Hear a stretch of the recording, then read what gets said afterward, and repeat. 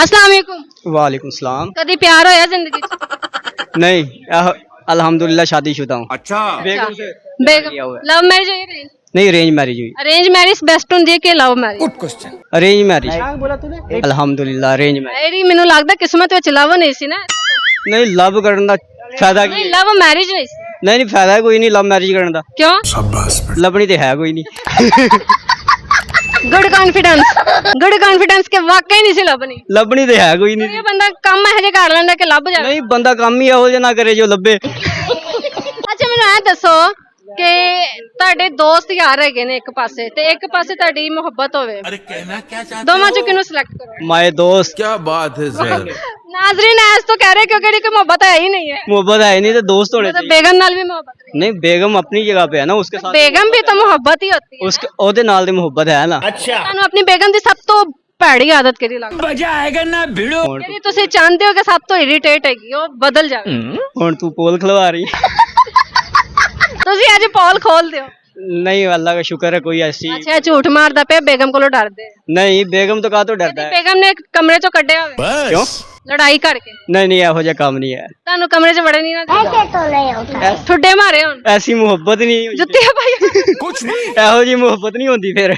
मोहब्बत नहीं arrange marriage है ना, अरेंज मैरिज में मोहब्बत भी तो होती है ना। बाद में होता है। हाँ जी। गाना सुना दो तुम। नहीं ये गाने नहीं आते शेर कोई शय नहीं। नसना आंदा? हाँ शुक्र अल्लाह भजो नीवा हो के निकले तो भजो फिर भजो नीवा हो के। भजो भजो पिछे जरा मैंने भज के दिखा दो, नहीं लंगड़े तो नहीं तुसी?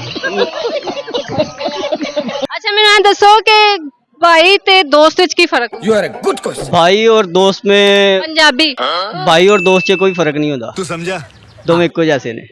नहीं एक ਹੁੰਦਾ ना कि एक दोस्त भी हैगा तेनू कहना मेरा भरा हैगा है, मेरा बड़ा भरा है, मेरा छोटा भरा है, ਹੁੰਦਾ तो दोस्त ही है। दोस्त ही है यानी कि भाई जैसा बना हुआ है ना। देख लो भाई। भाई नु एक दोस्त कदी गद्दार निकलिया कोई?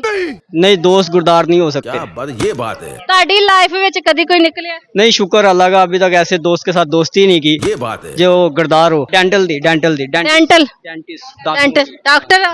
हाँ जी प्लास्टिक का लाइनर बनाते हैं। प्लास्टिक के एनके बनाते हो? लाइनर लाइनर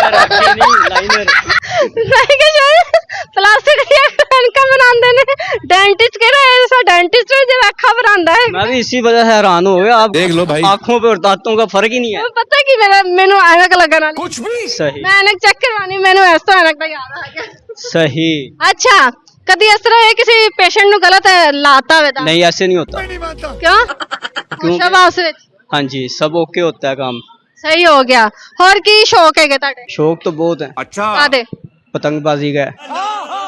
ਹੋਰ ਤੁਹਾਨੂੰ ਨਾ ਪੁਲਿਸ ਨੂੰ ਫੜ ਕੇ ਲੈ ਕੇ ਜਾਣਾ ਚਾਹੀਦਾ। नहीं पुलिस वाले पकड़ के ले तो जाएंगे। समझ रहे हो? जब पसंद खुलती है तो फिर तो उड़ाने पड़ते हैं। ਅੱਛਾ ਮੈਂ ਵੀ ਬਸੰਤ ਦੀ ਗੱਲ ਕਰ ਰਹੀ ਸੀ। ਪਹਿਲੇ ਬਸੰਤ ਦਾ ਬੜਾ ਸ਼ੋਰ ਸ਼ਰਾਬਾ ਹੁੰਦਾ ਸੀ, ਬੜਾ ਇੰਜੋਏ ਕਰਦੇ ਸੀ ਲੋਕੀ, ਤੇ ਹੁਣ ਕੀ ਹੋ ਗਿਆ? ਹੁਣ ਕਿਉਂ ਨਹੀਂ ਬਸੰਤ ਮਨਾਈ ਜਾਂਦੀ? क्योंकि हुण पुलिस वाले एक्टिव हो गए ने। ਤੁਹਾਨੂੰ ਨਹੀਂ ਫੜ ਸਕਦੇ? सानू ही फाड़ के लेके जाते हैं। क्यों नहीं लेके जाते ਅਸੀਂ ਤੁਹਾਨੂੰ ਕਦੀ ਲੈ ਕੇ ਗਏ? नहीं अल्लाह का शुक्र अभी तक तो नहीं गया। ਨਸਣਾ ਚ ਤੁਸੀਂ ਮਾਹਰ ਹੈਗੇ ਹੋ यानी कि हुण इंटरव्यू दे रहे हैं शायद चुक्या जावां। ਨਾ ਭਾਈ ਇਹਨਾਂ ਨੂੰ ਨਾ ਚੁੱਕਣਾ, ਮੈਂ ਆਪ ਗੱਲ ਸ਼ੁਰੂ ਕੀਤੀ। ये फंस गया सी है। Thank you so much. ਬਹੁਤ ਮਿਹਨਤੀ ਬਣ ਰਹੀ ਤੁਹਾਡੀ।